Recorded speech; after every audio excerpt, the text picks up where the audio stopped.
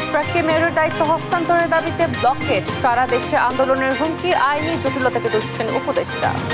এখানে অনেকগুলো আইনি জটিলতা আছে, সেগুলো আমরা আইন মন্ত্রণালয় থেকে জানতে চেয়েছি যে কি ধরনের আইনি জটিলতা আছে কিংবা আছে কিনা, এবং এর বাইরেও মেয়াদ সংক্রান্ত জটিলতা আছে। দেশক্রমেই অনিশ্চয়তার দিকে যাচ্ছে বলছে বিএনপি, সংসদের মাধ্যমে করিডোর ও বন্দর ব্যবস্থাপনার সিদ্ধান্ত নেওয়ার আহ্বান। চাঁদপুর শহরের চেয়ারম্যানঘাট এলাকায় মোটরসাইকেল রিকশার মুখোমুখি সংঘর্ষ, দুজনের প্রাণহানি, আহত হয়ে হাসপাতালে ভর্তি দুজন। ভারতের নিষেধাজ্ঞায় আখাউড়া স্থলবন্দরে স্থবির রপ্তানি বাণিজ্য, দৈনিক ব্যাহত 30 থেকে 40 লাখ টাকার পণ্য রপ্তানি, ক্ষতির মুখে ব্যবসায়ীরা। যেহেতু বন্ধ করে দিয়েছে সেহেতু আমরা তো জোর করে ওই ব্যবসা বাণিজ্য চালিয়ে যেতে পারবো না। আমরা প্রতিদিন 30 থেকে 40 লক্ষ টাকা রপ্তানি করতাম, কিন্তু বর্তমানে আমরা এখন সেটা থেকে অনেকটা বঞ্চিত হয়ে গেছি। রাঙামাটির সমতা ঘাটে জমজমাট ভাসমান ফলের হাট, চট্টগ্রাম সহ দেশের বিভিন্ন জেলায় যায় পাহাড়ি ফল, ভালো ফলনে খুশি চাষিরা। ভারতের বিভিন্ন সংস্থার বিরুদ্ধে যুক্তরাষ্ট্রের ভিসা নিষেধাজ্ঞা, অবৈধ অভিবাসনে সহায়তার অভিযোগ, রেমিটেন্স পাঠাতে দিতে হবে 5% কর। এবং শ্বাসরুদ্ধকর ম্যাচে বাংলাদেশকে 2 উইকেটে হারিয়ে টি-20 সিরিজের সমতায় ফিরল আরব আমিরাত, ক্যাচ মিসে টাইগারদের ভরাডুবি।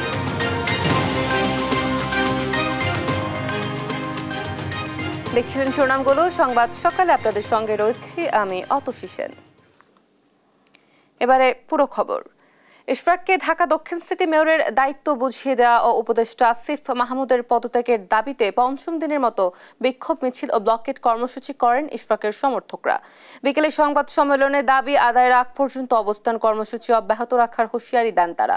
এদিকে ব্লকেট কর্মসূচিতে আশপাশের সড়কে তীব্র যানজট দেখা দেয়, চরম ভোগান্তিতে পড়েন নগরবাসী। বিস্তারিত জানাচ্ছেন তন্দ্রা তারণ্য।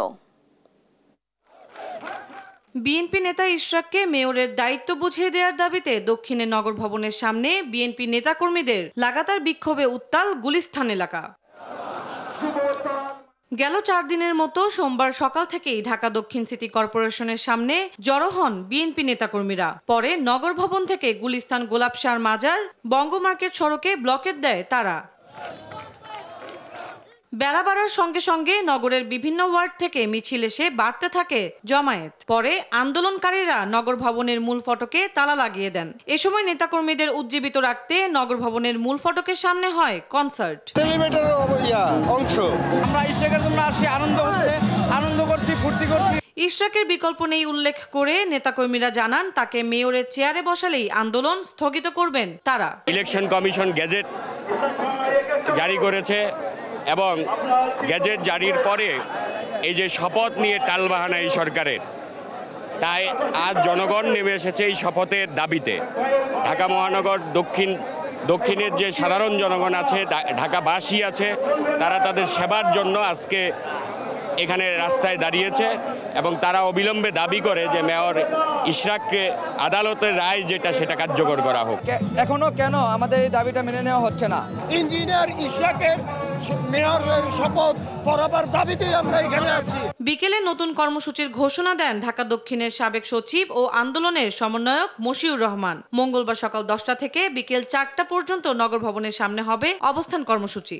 আগামী দিন সকাল 10টায় আমরা এখানে আসব, সদল বলে এখানে এসে নগর ভবনের সামনে আমরা অবস্থান কর্মসূচি নিব। তবে আপনারা সামনের কঠিন কর্মসূচির জন্য প্রস্তুত থাকবেন। এদিকে বিএনপির ব্লকেরে যানজটে অচল হয়ে পড়ে আশেপাশের সড়ক, এতে চরম ভোগান্তিতে পড়েন নগরবাসী। সাধারণ পাবলিকের যে যাতায়াতের যে রুটগুলো সেগুলো যদি তারা ব্লক না করে সেক্ষেত্রে জনসাধারণের জন্য ভালো হবে। ভোগান্তি এড়াতে দ্রুত এই সমস্যার সমাধান চান নগরবাসী। তন্দ্রা তারণ্য, দেশ টিভি, ঢাকা। অনতিবিলম্বে ইশফাক হোসেনকে মেয়র হিসাবে ঘোষণা না দিলে সারা দেশে আন্দোলন ছড়িয়ে পড়বে বলে মন্তব্য করেছেন বিএনপির স্থায়ী কমিটির সদস্য সালাউদ্দিন আহমেদ। বলেন, আদালত ও নির্বাচন কমিশন মেয়র ঘোষণা করলেও সরকারের কিছু উপদেষ্টা সেটি মানছেন না, তারা ন্যায় বিচারের নামে তামাশা করছেন। এদিকে ইশফাক হোসেনকে দায়িত্ব বুঝিয়ে দেওয়ার দাবিতে নগর ভবনের সামনে চলমান আন্দোলন নিয়ে স্থানীয় সরকার উপদেষ্টা আসিফ মাহমুদ বলেন, বিএনপি গায়ের জোরে নগর ভবন বন্ধ করে আন্দোলন করছে। আর দীর্ঘ নীরবতার পর মুখ খুলেছেন ইশফাক হোসেনও। সোমবার বিকেলে নিজের ফেসবুক পেজে এক পোস্টে তিনি অন্তর্বর্তী সরকারের বিরুদ্ধে ক্ষমতার লোভ এবং পক্ষপাতিত্বের অভিযোগ তুলেছেন। ইউসুফ ভুইয়ার রিপোর্ট। ইশরাক হোসেনকে মেয়র হিসেবে ঘোষণা না দিলে সারা দেশে আন্দোলন ছড়িয়ে পড়বে বলে মন্তব্য করেছেন বিএনপির স্থায়ী কমিটির সদস্য সালাউদ্দিন আহমদ। সোমবার সিলেটে বিভাগীয় বিএনপির এক অনুষ্ঠানে এমন মন্তব্য করেন তিনি। সালাউদ্দিন বলেন, ইশরাককে আদালত ও নির্বাচন কমিশন মেয়র ঘোষণা করলেও সরকারের কিছু উপদেষ্টা সেটি মানছেন না। তারা ন্যায় বিচারের নামে তামাশা করছেন বলেও অভিযোগ করেন তিনি। অতি অল্প সময়ের মধ্যে পারলে আজকে কালকের মধ্যে ঢাকা দক্ষিণ সিটি কর্পোরেশনের মেয়র হিসাবে আদালত ঘোষিত জনাব ইঞ্জিনিয়ার ইশরাক হোসেনকে শপথ গ্রহণ করানোর ব্যবস্থা করুন। এদিকে ইশরাক হোসেনকে দায়িত্ব বুঝিয়ে দেওয়ার দাবিতে নগর ভবনের সামনে চলমান আন্দোলন নিয়ে সোমবার বিকেলে ফেসবুক পোস্টে স্থানীয় সরকার উপদেষ্টা আসিফ মাহমুদ বলেন, গায়ের জোরে নগর ভবন বন্ধ করে আন্দোলন চলছে। এর আগে সোমবার সকালে স্থানীয় সরকার উপদেষ্টা জানান, আইনি জটিলতা নিরসন না হওয়া পর্যন্ত ঢাকা দক্ষিণ সিটি কর্পোরেশনের মেয়র হিসেবে চূড়ান্ত সিদ্ধান্ত দিতে পারছে না সরকার। এখানে অনেকগুলো আইনি জটিলতা আছে, সেগুলো আমরা আইন মন্ত্রণালয় থেকে জানতে চেয়েছি যে কি ধরনের আইনি জটিলতা আছে কিংবা আছে কিনা, এবং এর বাইরেও মেয়াদ সংক্রান্ত জটিলতা আছে। এর বাইরে আবার আমরা একটা লিগ্যাল নোটিশ পেয়েছি এবং আমাদেরকে বিবাদী করে রিটও করা হয়েছে যাতে শপথ গ্রহণ করতে না দেওয়া হয়। আমরা যতদূর জানি সেটা বিচারাধীন আছে। অবশেষে দীর্ঘ নীরবতার পর মুখ খুলেছেন ইশরাক হোসেন। সোমবার বিকেলে নিজের ফেসবুক পেজে এক পোস্টে তিনি অন্তর্বর্তী সরকারের বিরুদ্ধে ক্ষমতার লোভ এবং পক্ষপাতিত্বের অভিযোগ তুলেছেন। ইউসুফ ভুঁইয়া, দেশ টিভি, ঢাকা। জাতীয় নির্বাচনের পূর্বে ঢাকা সিটি কর্পোরেশন সহ সব স্থানীয় নির্বাচনের দাবি জানালেন জাতীয় নাগরিক পার্টির উত্তরাঞ্চলের মুখ্য সংগঠক সার্জিস আলম। সোমবার রাতে নিজের ভেরিফাইড ফেসবুক পেজে দেওয়া পোস্টে এই দাবি জানান তিনি। সার্জিস ফেসবুক পোস্টে উল্লেখ করেন, জাতীয় নির্বাচনের পূর্বে ঢাকা সিটি কর্পোরেশন সহ সব স্থানীয় নির্বাচন হলে ইশরাকের মতো যোগ্য ব্যক্তিরা তুলনামূলক লেভেল প্লেইং ফিল্ডে প্রতিযোগিতা করে গ্রহণযোগ্যতা এবং জনপ্রিয়তার মাপকাঠিতে জনপ্রতিনিধি নির্বাচিত হবে। স্থানীয় সরকারের বিভিন্ন পর্যায়ের অফিসগুলোতে জনপ্রতিনিধির অভাবে যে সেবাগুলো বিঘ্নিত হচ্ছে, জনগণ সেই সেবাগুলো আবার পেতে শুরু করবে। সরাসরি জাতীয় নির্বাচন হলে যদি অপ্রত্যাশিত কিছু বিষয় পরিলক্ষিত হয়, তাহলে সেগুলো সংশোধনের আর সুযোগ থাকবে না বলে উল্লেখ করেন সার্জিস। আগামী 23 মে তারুণ্যের ভাবনার শীর্ষক সেমিনার এবং 24 মে তারুণ্যের সমাবেশ সফলভাবে উদযাপনের লক্ষ্যে সোমবার বিকেলে বগুড়া সেন্ট্রাল হাই স্কুল মাঠ পরিদর্শন করেন বিএনপির রংপুর বিভাগীয় সাংগঠনিক সম্পাদক আসাদুল হাবিব দুলু। নেতৃবৃন্দ জানান, তরুণদের রাজনৈতিকভাবে সচেতন করা, দেশপ্রেম জাগানো এবং ভবিষ্যৎ রাষ্ট্র গঠনে তাদের সক্রিয় অংশগ্রহণ নিশ্চিত করতেই এই আয়োজন। শহীদ রাষ্ট্রপতি জিয়াউর রহমানের জন্মভূমি বগুড়ায় রাজশাহী ও রংপুর বিভাগের যৌথ এই কর্মসূচিতে তারুণ্যের উচ্ছ্বাস দেখা যাবে। এ সময় উপস্থিত ছিলেন বিএনপির রাজশাহী বিভাগীয় সহ সাংগঠনিক সম্পাদক চন্দন, জেলা যুবদলের সভাপতি জাহাঙ্গীর আলম সহ স্থানীয় নেতারা।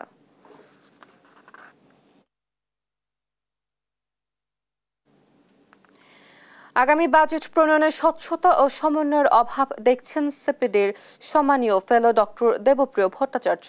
সকালে রাজধানীর একটি হোটেলে বাংলাদেশের অর্থনীতি 2025-26 নীতি সংস্কার ও জাতীয় বাজেট বিষয়ে বহুপাক্ষিক অংশীজনের বৈঠকে এমনটাই জানান তিনি। আর অনিশ্চয়তার মধ্যে কোনো অর্থনীতি এগিয়ে যেতে পারে না বলে মন্তব্য করেন বিএনপির স্থায়ী কমিটির সদস্য আমির Khasru Mahmud Chowdhury. M A Ajmer report. বাংলাদেশের অর্থনীতি 2025-26 নীতি সংস্কার ও জাতীয় বাজেট বিষয়ে বহুপাক্ষিক অংশীজনদের নিয়ে সেমিনারে অংশ নেন অর্থনীতিবিদ, রাজনৈতিক ও এনজিও প্রতিনিধিরা। মূল প্রবন্ধে আসছে বাজেটের 3টি সমস্যা তুলে ধরেন অর্থনীতিবিদ ডক্টর দেবপ্রিয় ভট্টাচার্য। বাজেট প্রণয়নে স্বচ্ছতা ও সমন্বয়ের ঘাটতির কথা জানিয়ে তিনি বলেন, এবারের বাজেট নিয়ে কোনো আলোচনা বা পরামর্শ নেওয়া হচ্ছে না। বিভিন্ন বর্গের মানুষের সাথেও আলোচনা সেভাবে আমরা দেখিনি। আমি বলতে পারবো না বিদেশিদের সাথে কি আলোচনা হয়েছে এটাকে কেন্দ্র করে।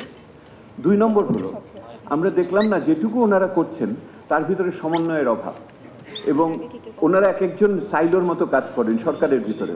ওনাদের ভিতরে হারমোনাইজেশন আমাদের আমরা অনেক কম দেখছি। আর তৃতীয়ত, যেটুকু করেন তার স্বচ্ছতা নাই।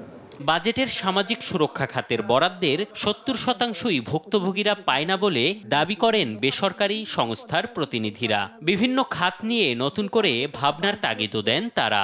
সকলের জন্যই যাতে এমপ্লয়াবিলিটি তৈরি হয় তার জন্য বাজেটে আমরা কি আছে সেই বরাদ্দগুলো দেখতে চাই, এই যুগোপযোগিতাটা দেখতে চাই। একটা হলো এমপ্লয়মেন্ট জেনারেশন, যেটা যেই বাজেটে বলা হচ্ছে is a budget of stabilisation. যখন স্টেবিলাইজেশনের কথা বলা হয় তার মানে এখানে গ্রোথকে একটু কম গুরুত্ব দেওয়া হচ্ছে। বিএনপির স্থায়ী কমিটির সদস্য আমির খসরু মাহমুদ চৌধুরী বলেন, ভুল তথ্যের উপর ভিত্তি করে বাজেট প্রণয়ন হলে তা প্রত্যাশা পূরণ করবে না। দেশ ক্রমশই অনিশ্চয়তার দিকে যাচ্ছে বলে মনে করেন তিনি। যদি পুরনো সেই ইকোনমিক মডেলের উপরে কন্টিনিউশনে বাজেট কন্টিনিউ করে তাহলে তো সেটা আমাদের যেই পরিবর্তনের যা আমাদের আকাঙ্ক্ষা জনগণের সেটা তো হচ্ছে না। এভাবে এখন সরকার আছে, এখানে জনগণ আছে, যে মাঝখানে ব্রিজ যেটা থাকে রিপ্রেজেন্টেশনের মাধ্যমে সেটা নাই। কিন্তু অন্তর্বর্তী সরকার রাজনৈতিক সরকারের ভূমিকায় থাকলেও মূল দায়িত্ব উপেক্ষা করছে বলেও মন্তব্য করেন বিএনপির এ নেতা। আমরা ডেমোক্রেটিক অর্ডারে ফিরে যাওয়ার জন্য যে কাজগুলো করা দরকার ওইটা হচ্ছে এই সরকারের প্রধান দায়িত্ব। এম এ আজিম, দেশ টিভি, ঢাকা। সিপিবির সঙ্গে বৈঠকের মধ্য দিয়ে শেষ হলো ঐকমত্য কমিশনের প্রথম পর্বের আলোচনা। দ্রুতই রাজনৈতিক দলগুলোর সঙ্গে পর্বের আলোচনার ফলাফল জাতির সামনে তুলে ধরা হবে বলে জানিয়েছেন জাতীয় ঐকমত্য কমিশনের সহসভাপতি অধ্যাপক আলী রিয়াজ। বিস্তারিত সহকর্মী মোহাম্মদ আলাউদ্দিনের প্রতিবেদনে। সংস্কার বিষয়ে ঐকমত্য প্রতিষ্ঠার লক্ষ্যে রাজনৈতিক দলগুলোর সঙ্গে জাতীয় ঐকমত্য কমিশনের প্রাথমিক পর্যায়ের আলোচনা শেষ হয়েছে আজ। সোমবার বাংলাদেশের কমিউনিস্ট পার্টি সিপিবির সঙ্গে বৈঠকের মাধ্যমে শেষ হয় কমিশনের প্রথম পর্যায়ের আলোচনা।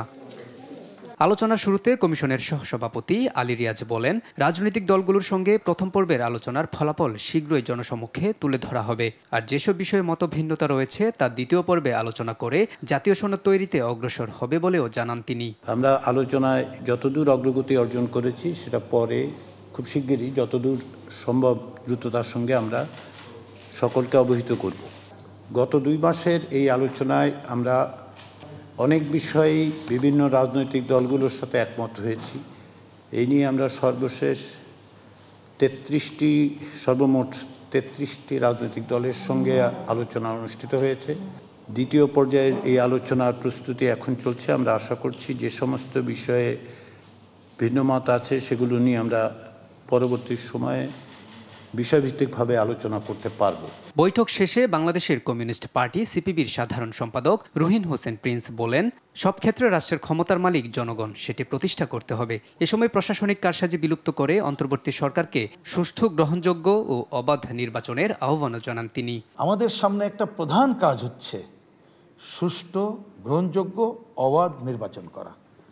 তার জন্যে যা যা সংস্কার করা দরকার সেই সংস্কারের প্রশ্নগুলো সামনে নিয়ে আসা দরকার। প্রশাসনিক কারসাজি থাকবেই না, কি করা যায়? ভয়ের রাজত্ব থাকবে না। ভোটে দাঁড়ানো, ভোট দেওয়ার সমঅধিকার নিশ্চিত হবে। সেই আলোচনাগুলোর জন্য কি কি করা দরকার সেইটা আলোচনায় আনেন। পরে জনগণের মাঝে রাজনৈতিক সংস্কৃতি উন্নত করার আহ্বান জানিয়ে তিনি বলেন, মুক্তিযুদ্ধের চেতনাকে অক্ষুণ্ণ রেখে 24-এর গণঅভ্যুত্থানের আকাঙ্ক্ষাকে বাস্তবায়ন করতে সবাইকে একসঙ্গে কাজ করতে হবে। আমরা কমাতে বলেছি। মোহাম্মদ আলাউদ্দিন, দেশ টিভি, ঢাকা। স্থলবন্দর দিয়ে 6টি পণ্য আমদানিতে ভারত সরকারের দেয়া নিষেধাজ্ঞায় ক্ষতির মুখে পড়েছে ব্রাহ্মণবাড়িয়ার আখাউড়ার স্থলবন্দরের রপ্তানি বাণিজ্য। নিষেধাজ্ঞার দ্বিতীয় দিনে হিমায়িত মাছ, ভোজ্য তেল ও পাটের রশি ছাড়া রপ্তানি হয়নি কিছুই। ব্যবসায়ীরা বলছেন, যেসব পণ্যে নিষেধাজ্ঞা দেওয়া হয়েছে তার বেশিরভাগই রপ্তানি হতো এই বন্দর দিয়ে। এতে প্রতিদিন অন্তত 30 থেকে 40 লাখ টাকার পণ্য রপ্তানি ব্যাহত হচ্ছে। মেহেদিনুর পরশের প্রতিবেদন, জানাচ্ছেন টুম্পা আফরোজ। দেশের অন্যতম রপ্তানিমুখী স্থলবন্দর ব্রাহ্মণবাড়িয়ার আখাউড়া।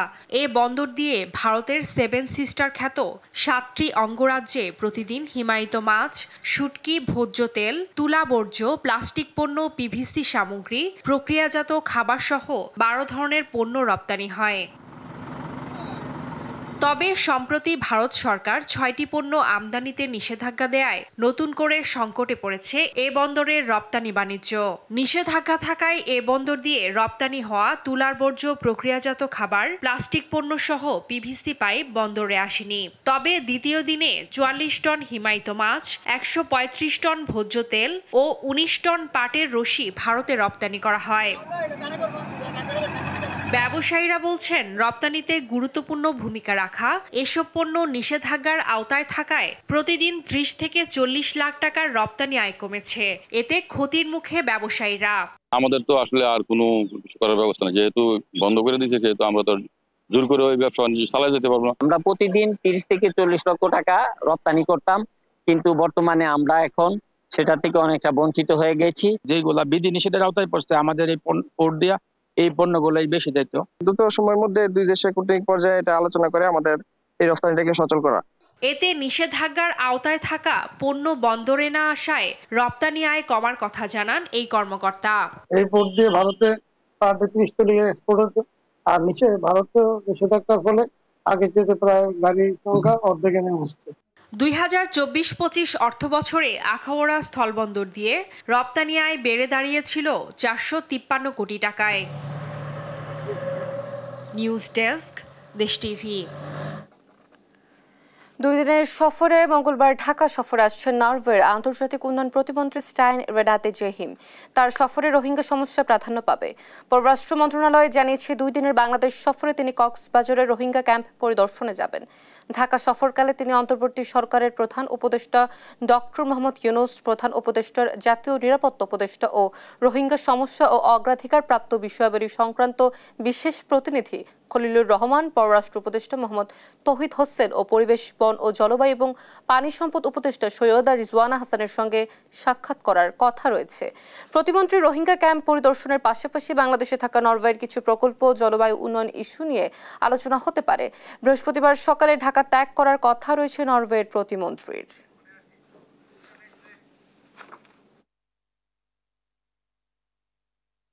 চাঁদপুরে মোটরসাইকেল ও রিকশার মুখোমুখি সংঘর্ষে 2 জন নিহত ও 2 জন আহত হয়েছেন। সোমবার রাত 12টায় চেয়ারম্যান খাত এলাকায় এ দুর্ঘটনা ঘটে। নিহতদের একজন সমুদ্র মাল এবং অপরজন অজ্ঞাতনামা রিকশা চালক। আহত হয়েছেন মোটরসাইকেল চালক রাকিব সহ আরও একজন। দ্রুতগতির মোটরসাইকেল ও রিকশার সংঘর্ষে রিকশাটি দ্বিখণ্ডিত হয়ে যায়। স্থানীয়রা আহতদের উদ্ধার করে হাসপাতালে নিলে চিকিৎসক 2 জনকে মৃত ঘোষণা করেন এবং জানান, অতিরিক্ত রক্তক্ষরণ ও গুরুতর আঘাতের কারণে তাদের মৃত্যু হয়েছে।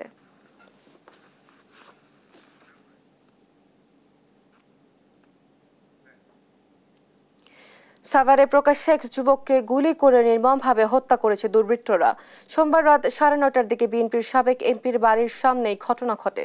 নিহত যুবকের নাম মোহাম্মদ শাহিন। তিনি রেডিও কলোনি এলাকায় ভাড়া থাকতেন এবং একটি গ্যারেজে পেইন্টিং মিস্ত্রি হিসেবে কাজ করতেন।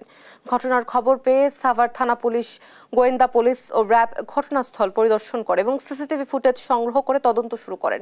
সাভার মডেল থানার ওসি জানিয়েছেন, তদন্ত শেষে বিস্তারিত জানানো হবে।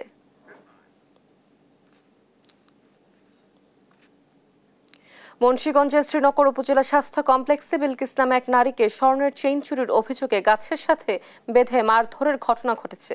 সোমবার বেলা 11:30টার দিকে স্বাস্থ্য কমপ্লেক্স চত্বরে এ ঘটনা ঘটে।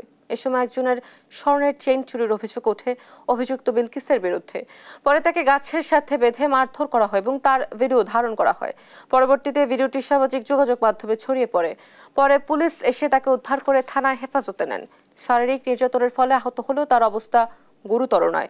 পুলিশ জানায়, তাৎক্ষণিক তল্লাশিতে তার কাছ থেকে কিছু পাওয়া যায়নি এবং সন্ধ্যা পর্যন্ত তার বিরুদ্ধে কেউ লিখিত অভিযোগ করেনি।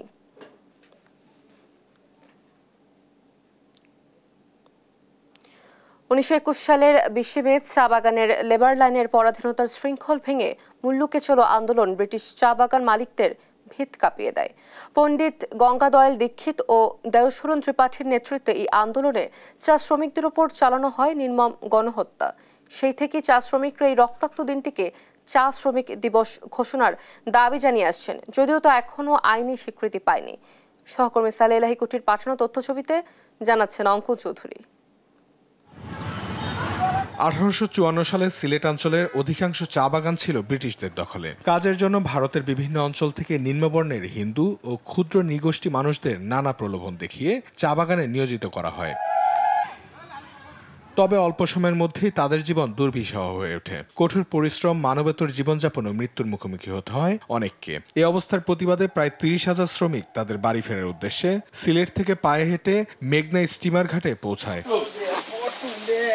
তবে সেখানে ব্রিটিশ সৈন্যদের গুলিতে বহু শ্রমিক নিহত হয় এবং তাদের মরদেহ নদীতে ভাসিয়ে দেয়া হয়। বাকিদের জোর করে আবারও চা বাগানে ফিরিয়ে নেওয়া হয়। আজকেও সেই হত্যাকাণ্ডে কতজন নিহত হয়েছিল তা অজানা রয়েছে। আমাদের জোরালো দাবি থাকবে যে সরকারিভাবে যেন যাদের এই গণহত্যা দিবসটাকে রাষ্ট্রীয় স্বীকৃতি দেয়। গুর্খা বাহিনী এবং পেটুয়া বাহিনী দ্বারা আমাদের পূর্বপুরুষদেরকে পেট কেটে মেঘনা নদীর তীরে ভাসাই দেওয়া হয়েছিল। আমরা এই নিরুপায় ভাবে এখনো পর্যন্ত আছে বাগানে মানুষ বড় কষ্ট করে এখন দিন যাপন যাইতে আছে বড় কষ্টের মধ্যে। চা শ্রমিকদের নেতা জানায়, চা শিল্পে ব্যাপক উন্নয়ন ঘটলেও সেই গণহত্যা 100 বছর পেরিয়ে গেলেও রাষ্ট্রীয় স্বীকৃতি মেলেনি। 20 মে চা শ্রমিকদের গণহত্যা দিবস পালনে চা বাগান মালিকদের অনীহা রয়েছে বলে জানান তারা। আমরা দীর্ঘদিন ধরে দাবি করছি, এই যে 30,000 শ্রমিক সেখানে গিয়েছিল তাদেরকে নির্মমভাবে হত্যা করা হলো, এই দিবসটি রাষ্ট্রীয়ভাবে আমরা স্বীকৃতি চাচ্ছি। বাংলাদেশ চা শ্রমিক ইউনিয়ন থেকে আমরা সরকারের কাছে 20 মেকে আমরা জাতীয় স্বীকৃতি চাচ্ছি এবং আমরা এই আমাদের 7টি ভ্যালি আছে, 7টি ভ্যালিতে আলোচনা এবং 20 মে উদযাপিত হবে। দেশে চা জনগোষ্ঠীর সংখ্যা প্রায় 8 লাখ। প্রজন্মের পর প্রজন্ম তারা চা শ্রমিক হিসেবে কাজ করছে। সময়ের সাথে তাল মিলিয়ে শুধু মজুরি নয়, জীবনযাত্রার মান অন্যান্য সূচকে তারা আজও পিছিয়ে। নিউজ ডেস্ক, দেশ টিভি। কুষ্টিয়া এক স্কুলের প্রধান শিক্ষকের বিরুদ্ধে উঠেছে একাধিক ছাত্রীকে যৌন হয়রানি ও কুপ্রস্তাব দেওয়ার অভিযোগ।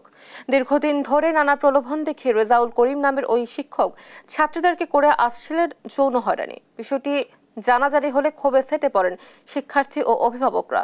তবে সকল অভিযোগ অস্বীকার করছেন অভিযুক্ত ওই প্রধান শিক্ষক। আর অভিযোগ পেলে ব্যবস্থা নেওয়ার কথা বলছে প্রশাসন। ইরফান রানার ক্যামেরায় কুষ্টিয়া থেকে নাহিদ হাসান তেতাসের রিপোর্ট।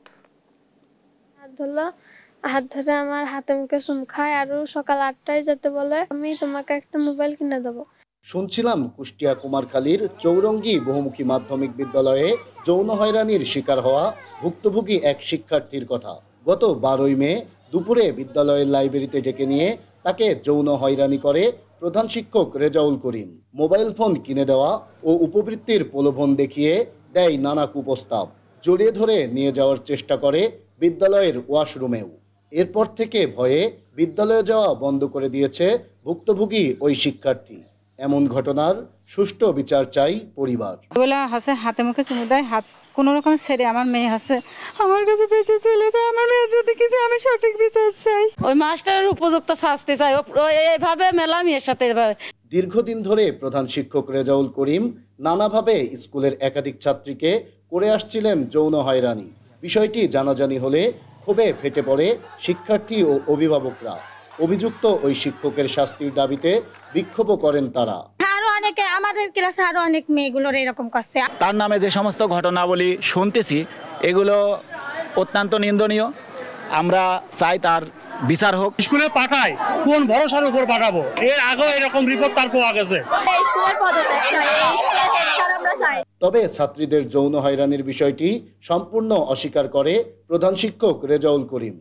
কথা হলো এটা কোনো হেডমাস্টার করতে পারে? আর শিক্ষকরা ছিল, আমার অ্যাসিস্ট্যান্ট হেডমাস্টার ছিল। ওই দুইটা অভিযোগ ছিল, সেই অভিযোগটা আমি একটু রাগটাগ করেছি একটা বিষয়ের উপরে। এই হচ্ছে বিষয়। আর প্রশাসন বলছে এখনো এ ধরনের কোনো অভিযোগ পাননি তারা। অভিযোগ পেলে নেবেন ব্যবস্থা। এই সংক্রান্তে আমাদের থানাতে কোনো অভিযোগ আমরা পাই না এখনো।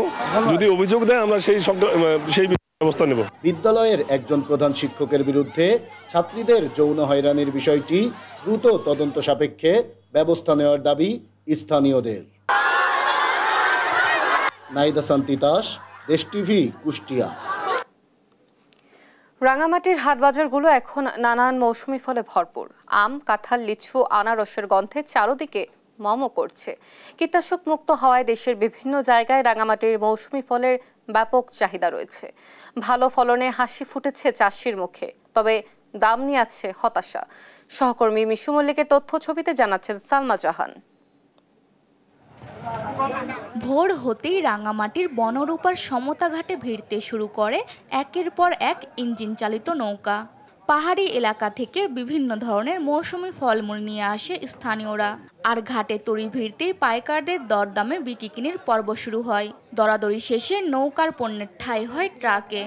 আর সেই ট্রাক চলে যায় চট্টগ্রাম সহ দেশের বিভিন্ন জায়গায়। জেলা কৃষি সম্প্রসারণ অধিদপ্তরের তথ্য মতে এবার জেলায় ৩,৬২৮ হেক্টর জমিতে আম, ৩,৩৭৩ হেক্টর জমিতে কাঁঠাল, ১৯,০০৩ হেক্টর জমিতে লিচু ও ২,৫৩৭ হেক্টর জমিতে আনারস চাষ হয়েছে। ভাসমান হাটের নৌকাগুলোর মধ্যে বেশিরভাগ দখল করে আছে জাতীয় ফল কাঁঠাল, রয়েছে আমও। বাগান মালিকরা জানান এবছর কাঁঠাল ভালো উৎপাদন হলেও বাজারে দাম একেবারেই নেই বললেই চলে।